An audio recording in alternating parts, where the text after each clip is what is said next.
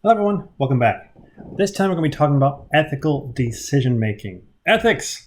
Ethics! Little hashtag make your own decisions. Okay, so let's get into this.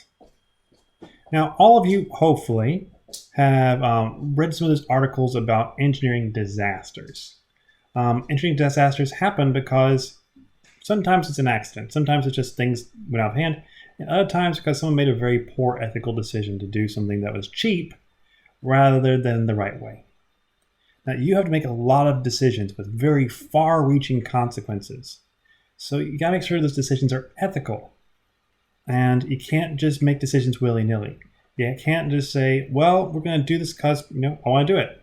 Because if you're wrong, you get fired. Best example I give of this quite a bit is Facebook.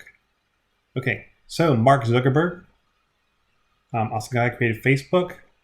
Well, for a while, Facebook was actually realized that children were using their parents' credit cards to buy power-ups, to buy ponies, to buy tractors on Farmville, whatever.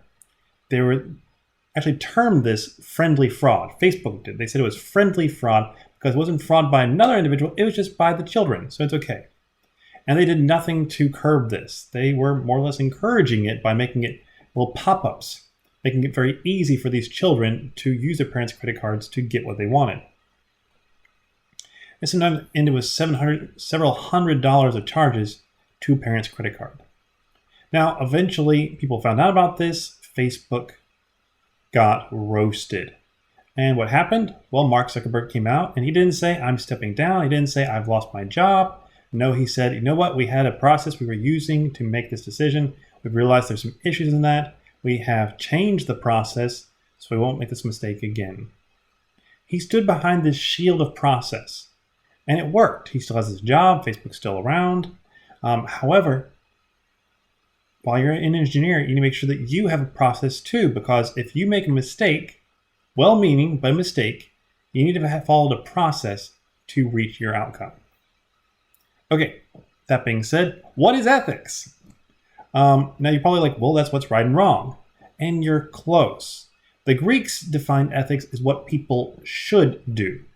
They were looking for a moral absolute. So what should society do as a whole? However, our society can't agree on moral absolutes. Some people don't believe they exist at all. And so in the end, what ethics has become is it's something that the group says is right. If a group says that something is right, then it's ethical. If a group says something is wrong, it's unethical for that group. If you're in that group, their ethics applies to you. And there's much larger groups. So a country might have its own ethics. A continent has its own ethics. Your Scrabble club has their own ethics. So ethics is relative to groups. And different groups have different standards. This might bring you to a very interesting question. Well, what about morality? Isn't that the same thing?